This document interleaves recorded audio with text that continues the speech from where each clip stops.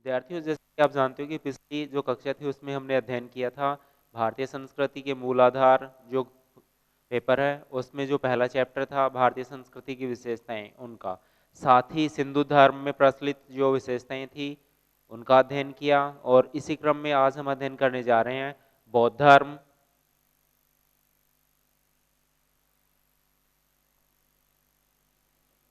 एवं उसकी शिक्षाएं। भारत में दरअसल हुआ क्या था, 6वीं शताब्दी ईसा पूर्व में एक धार्मिक आंदोलन हुआ। जिस समय भारत में दो जो नए धर्म थे उसका प्रादुर्भाव होता है और विकास होता है। और इसी क्रम में कि जो भारत में वैदिक धर्म प्रचलित था उसमें क्या था कि बहुत सारे आडंबर व्याप्त हो गए, और उन आडंबरों में जो यज्ञवाद था वो सर्वाधिक प्रचलित था। तो फिर भारत जो सामान्य लोग थे वो उन हिंदू धर्म के जो भी रीति रिवाज थे या जो नियम कानून कायदे थे उनका पालन करना उनके लिए संभव नहीं रहा। अतः भारत में जब बौद्ध और जैन धर्म का उदय होता है, बिल्कुल आसान धर्म थे लोगों के लिए, कठोर नियम इसमें नहीं थे। तो लोग धीरे धीरे इनके अनुयायी बनते चले गए, इस धर्म को अपनाते चले जाते हैं। तो सबसे पहले हम जानते हैं जो बौद्ध धर्म है, बौद्ध धर्म के प्रवर्तक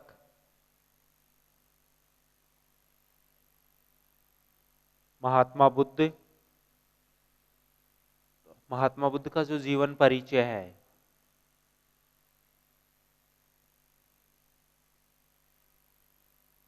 और इसी जीवन परिचय में हम जानते हैं कि भारत जो महात्मा बुद्ध थे उनका 563 BC, जिसे ईसा पूर्व के नाम से जानते हैं,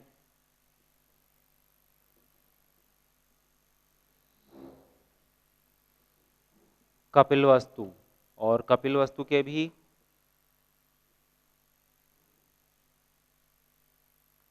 लुम्बिनी नामक स्थान पर उनका जन्म होता है। आज ये जो कपिलवस्तु गणराज्य है नेपाल तराई में स्थित है, नेपाल देश में स्थित है। इसलिए अक्सर प्रश्न भी पूछा जाता है कि महात्मा बुद्ध का जन्म कहाँ पर हुआ था, और विद्यार्थी अक्सर असमंजस में पड़ जाते हैं क्योंकि उसमें बिहार और उत्तर प्रदेश विकल्प होते हैं, तो वो गलत है। वर्तमान में वो नेपाल देश में स्थित है, और लुम्बिनी जो क्षेत्र है इसको वर्तमान में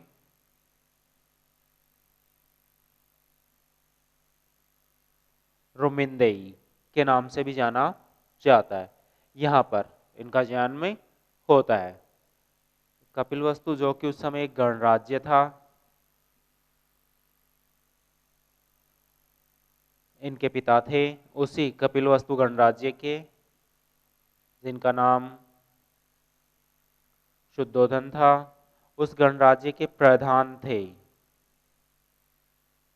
या शासक थे। उनकी माता थी महामाया,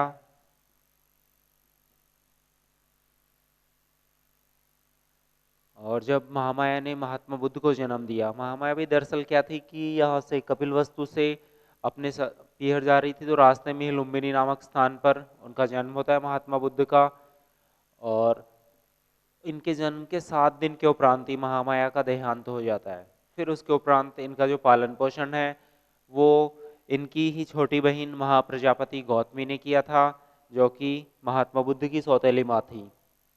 और महात्मा बुद्ध के जन्म के उपरांत जो ब्राह्मण थे, एक प्रसिद्ध ये भविष्यवेता भी जिसे कह सकते हैं कौंडिन्य, उन्होंने भविष्यवाणी की थी कि ये बालक बड़ा होकर क्या तो बहुत बड़ा चक्रवर्ती सम्राट बनेगा या फिर बहुत बड़ा महान सन्यासी बनेगा। तो इसके पिता थे वो नहीं चाहते थे कि बड़ा होकर के सन्यासी बने, क्योंकि कोई भी शासक होता है वो कभी नहीं चाहेगा कि उसका पुत्र है सन्यासी बने।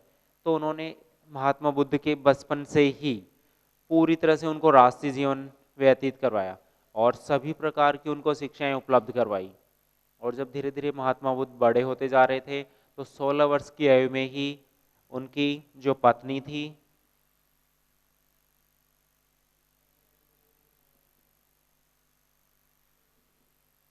यशोधरा, उनसे उनका विवाह होता है 16 वर्ष की आयु में ही। इनकी एक सुंदर कन्या से, ये भी राजकुमारी ही थी।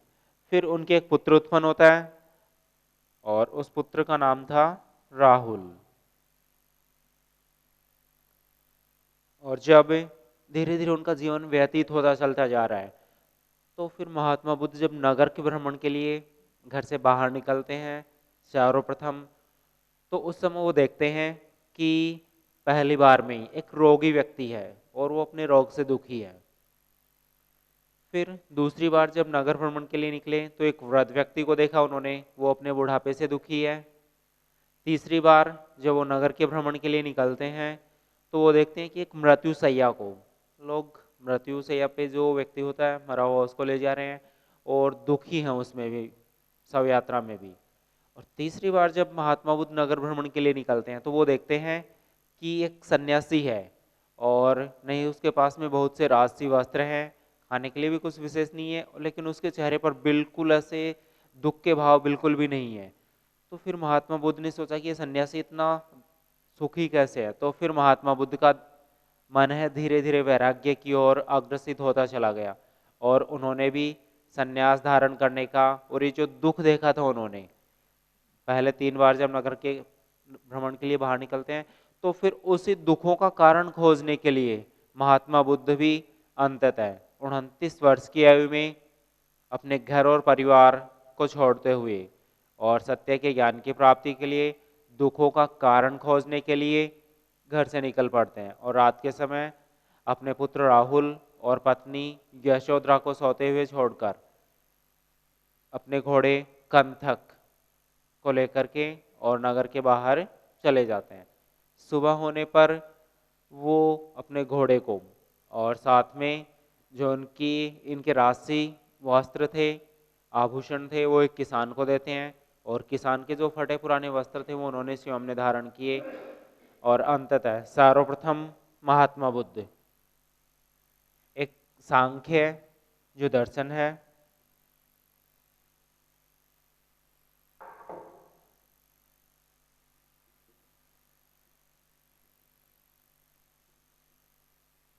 सांख्य दर्शन के जो आचार्य थे आलार कालम,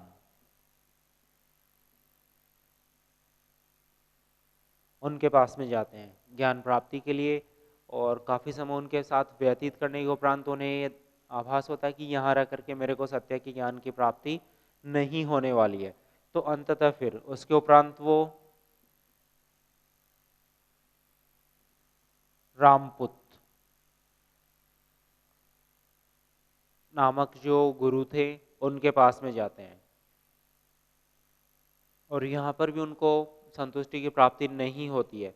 और उसके बाद में 5 ब्राह्मणों के साथ ये वन में गमन कर जाते हैं और वहाँ पे कठोर तपस्या के माध्यम से जब वो ज्ञान प्राप्ति का प्रयास कर रहे थे तो एक स्थिति ऐसी आती है महात्मा बुद्ध के साथ कि ये बिल्कुल सूख करके कांटा हो गए और मृत्यु के बिल्कुल निकट पहुंच गए।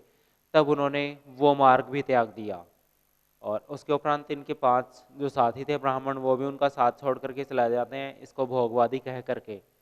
उसके बाद में महात्मा बुद्ध ने मध्यम मार्ग अपनाया, न तो बहुत अधिक कठोर तपस्या करनी है और न ही पूरी तरह से सांसारिक जीवन व्यतीत करना है।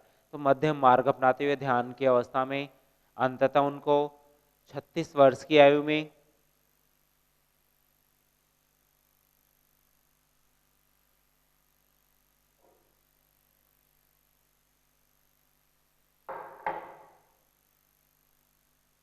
बोध गया स्थान है, स्थान तो गया ही है बिहार राज्य में, लेकिन वहां पे महात्मा बुद्ध को ज्ञान का बोध हुआ इसलिए वर्तमान में उसको बोध गया के नाम से जाना जाता है। इस स्थान पर नदी निरंजना या पुनपुन नदी के तट पर उनको ज्ञान की प्राप्ति होती है। पीपल का वृक्ष है जिसे बोधि वृक्ष के नाम से भी जाना जाता है, बोधा वृक्ष। और दिन था बैसाख पूर्णिमा।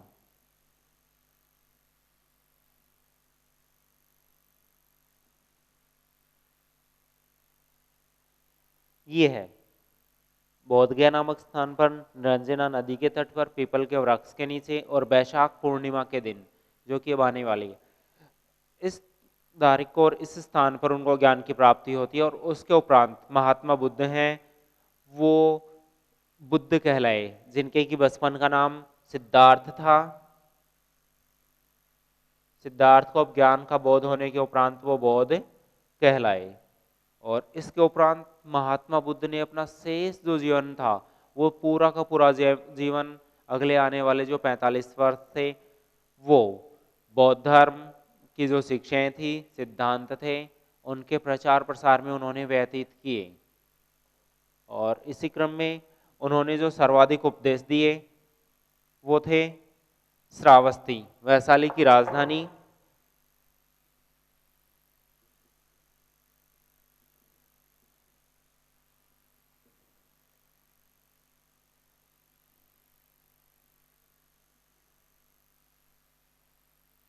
वैशाली प्रदेश की राजधानी श्रावस्ती में उन्होंने सर्वाधिक उपदेश दिए थे। और इसके उपरांत 80 वर्ष की आयु में जो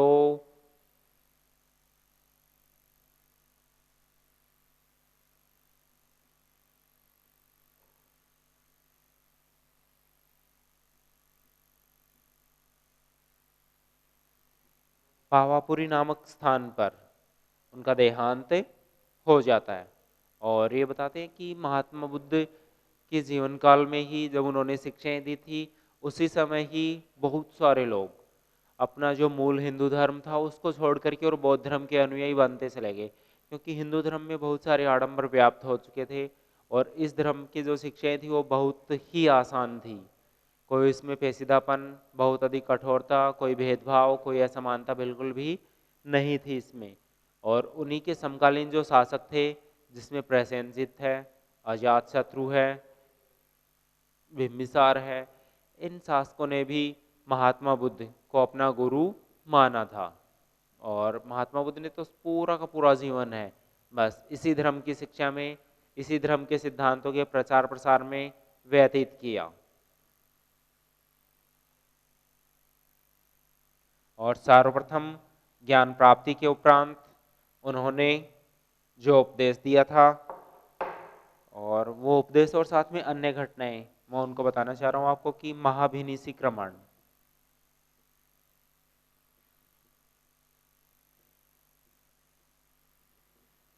एक ये घटना है जब महात्मा बुद्ध ने ज्ञान प्राप्ति के लिए अपने घर का त्याग किया। ये बौद्ध धर्म में, बौद्ध दर्शन में महाभिनिशीक्रमण के नाम से जानी जाती है। और जब उनको ज्ञान की प्राप्ति होती है तो उस घटना को कहा जाता है संबोधि।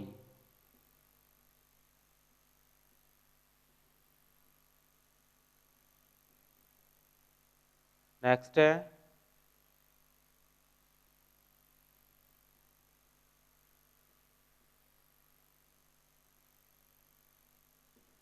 धर्म चक्र प्रवर्तन। ये घटना है उनका जो प्रथम उपदेश था।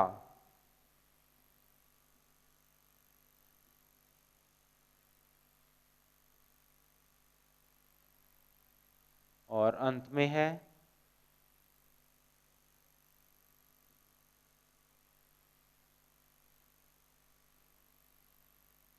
महापरिनिर्वाण।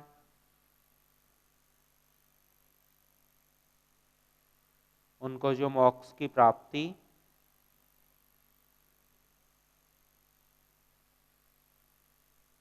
हुई थी, उस घटना को महापरिनिर्वाण के नाम से जाना जाता है।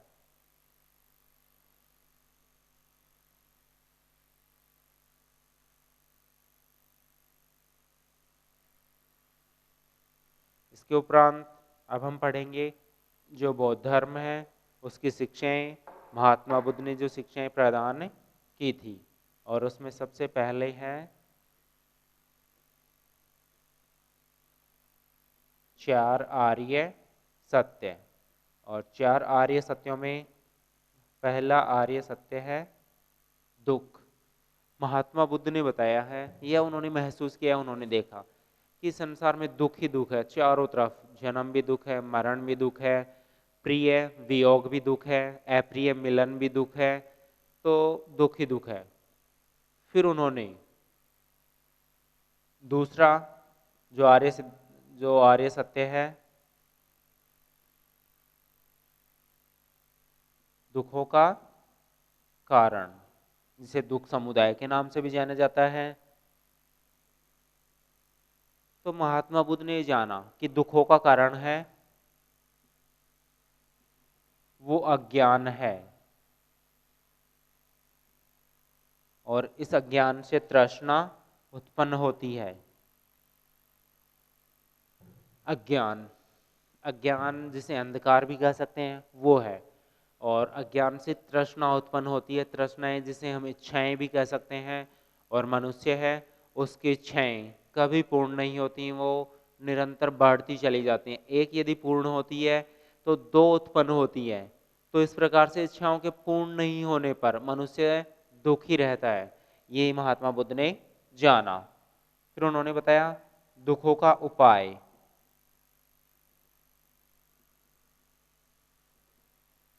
और वो दुखों का उपाय बताया उन्होंने कि तृष्णाओं का दमन करना है।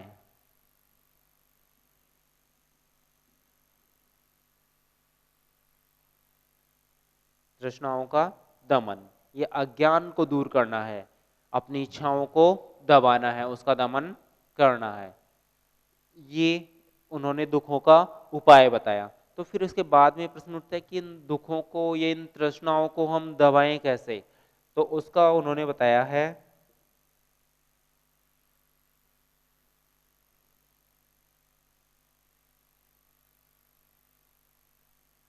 दुखों के उपाय के मार्ग। और वो मार्ग उन्होंने बताए हैं जिसे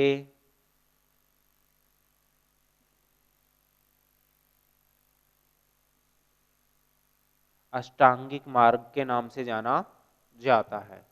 8 मार्ग, ऐसे मार्ग, ऐसे उपाय जिसके माध्यम से हम, जिनका पालन करके हम अपने दुखों से छुटकारा प्राप्त कर सकते हैं। तो यही है दूसरा जो सिद्धांत है बौद्ध धर्म का, अष्टांगिक मार्ग, जिसे मध्यम मार्ग के नाम से भी जाना जाता है।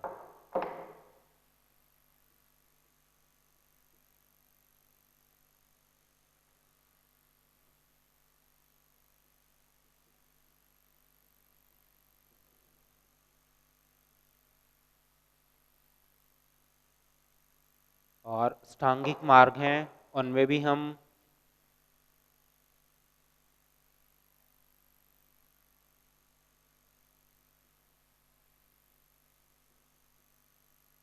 जैसे सम्यक दर्शन है, और सम्यक दर्शन से मतलब है कि हम ये जान लें कि सच क्या है और असत्य क्या है, पाप क्या है, पुण्य क्या है, सदाचार क्या है, दुराचार क्या है। इनमें भेद कर लेना ही सम्यक दर्शन है। फिर सम्यक दर्शन है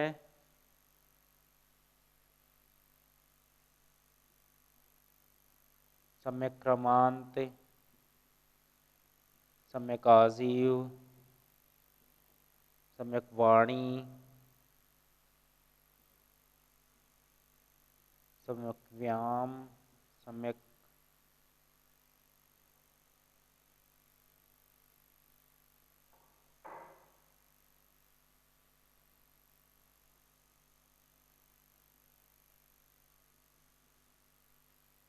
सम्यक दृष्टि,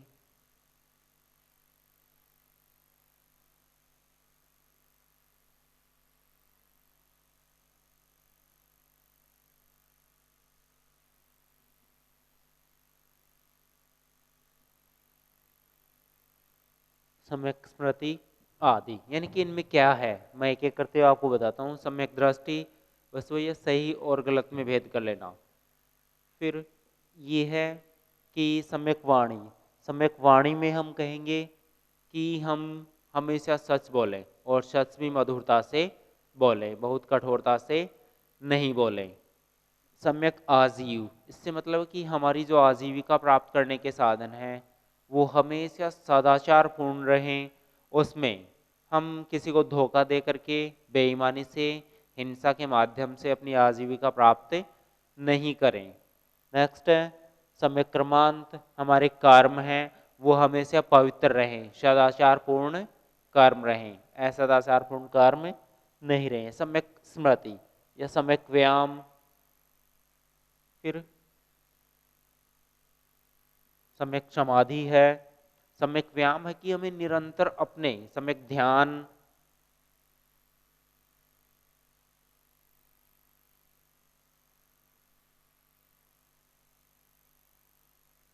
हमें व्यायाम, सम्यक व्यायाम से मतलब है कि हम अपने शारीरिक शुद्धि के लिए, मन को एकाग्र करने के लिए हमें अभ्यास करना चाहिए, व्यायाम करना चाहिए। उसके माध्यम से हम, ये होता है कि हम अपने लक्ष्यों पर, अपने उद्देश्यों पर दृढ़ रह पाते हैं, अपने मन को नियंत्रित कर पाते हैं सम्यक व्यायाम के माध्यम से। ध्यान, ध्यान भी एक तरह से योग का ही प्रकार है, और ध्यान के माध्यम से भी हम अपने इंद्रियों को नियंत्रित रख सकते हैं। सम्यक स्मृति, हमें हमेशा ये याद रहना चाहिए कि हमारे कर्म क्या है, हमें कौन से कर्म करने चाहिए और कौन से कर्म नहीं करने चाहिए। नेक्स्ट, सम्यक समाधि, ये एक तरह से मोक्ष की अवस्था है, ध्यान के या अपने आप को एकाग्र करने की अवस्था है। इस अवस्था में हम बिल्कुल एकाग्रचित होकर के ईश्वर के प्रति हम ध्यान लगा सकते हैं। मोक्ष की प्राप्ति का जो अंतिम मार्ग होता है वो यही है, सम्यक समाधि से होते हुए गुजरना पड़ता है। तो ये थे अष्टांगिक मार्ग।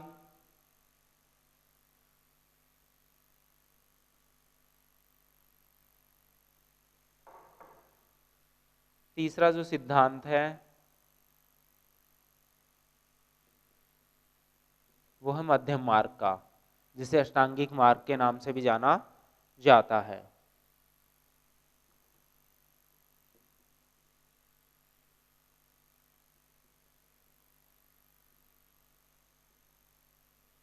नेक्स्ट है प्रतीत्य समुत्पाद,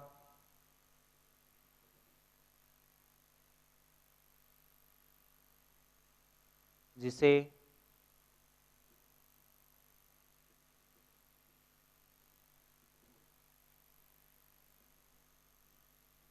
कार्य कारण सिद्धांत के नाम से भी जाना जाता है। नेक्स्ट है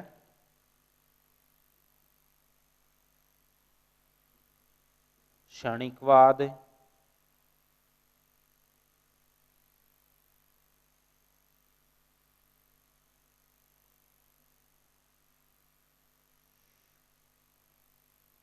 अनीश्वरवाद,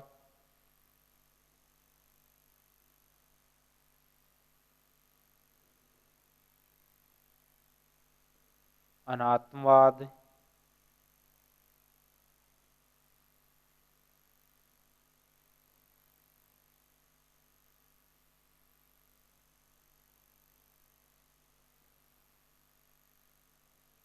वेदों में अविश्वास,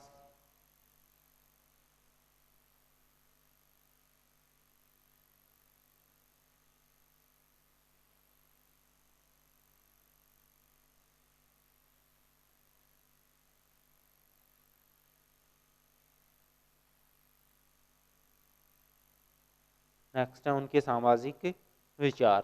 तो एक एक करते हुए मैं आपको समझाता जाता हूँ कि मध्यम मार्ग, एक ये भी है कि 10 सील,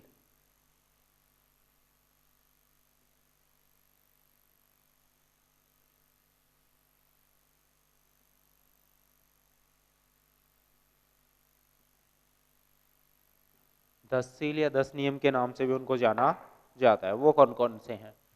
10 सील में 10 ऐसे नियम महात्मा बुद्ध ने प्रतिपादित किए जिनका पालन करना इनके संघ के सदस्यों को और सामान्य लोगों को भी अनिवार्य था। और उसमें से प्रथम जो 5 थे वो ये थे कि सत्य, अहिंसा, आस्तेय, अपरिग्रह और ब्रह्मचर्य। सत्य से मतलब है हमेशा सच बोलना, मधुरता से बोलना। अहिंसा से मतलब है कि हमें अहिंसा नहीं करनी है, हिंसा नहीं करनी है बिल्कुल भी।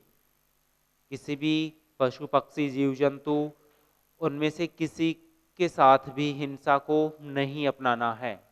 नेक्स्ट, इसी क्रम में था चोरी नहीं करना, आवश्यकता से अधिक वस्तुओं का संग्रह नहीं करना, ब्रह्मचर्य का पालन करना, और इसी के साथ साथ कोमल शैया का त्याग करना, स्वादिष्ट भोजन का त्याग करना, अपनी इंद्रियों पर नियंत्रण रखना, स्त्रियों का ध्यान न करना, सुगंधित जो वस्तुएं हैं उनका त्याग करना।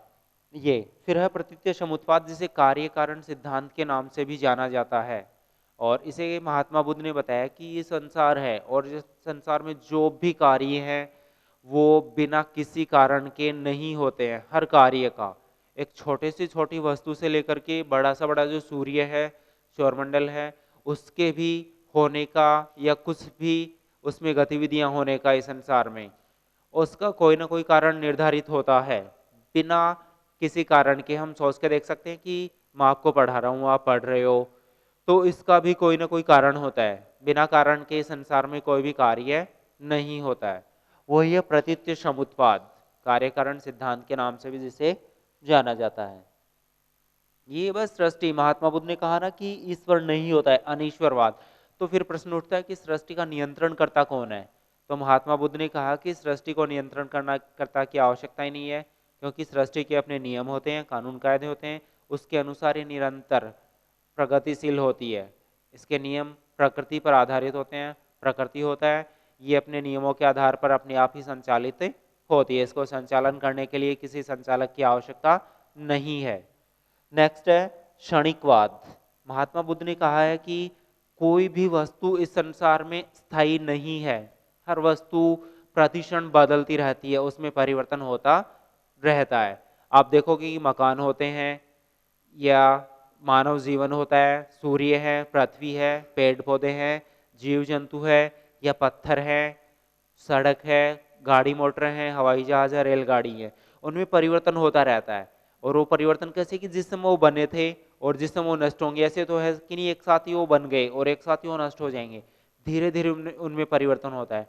हम देखते हैं कि मानव शरीर है, मैं दिखने में ऐसा दिख रहा हूँ और 5 मिनट बाद में भी, 10 मिनट बाद में भी, एक दिन बाद में भी, एक महीने बाद में भी और एक साल बाद में भी ऐसा ही दिखूंगा।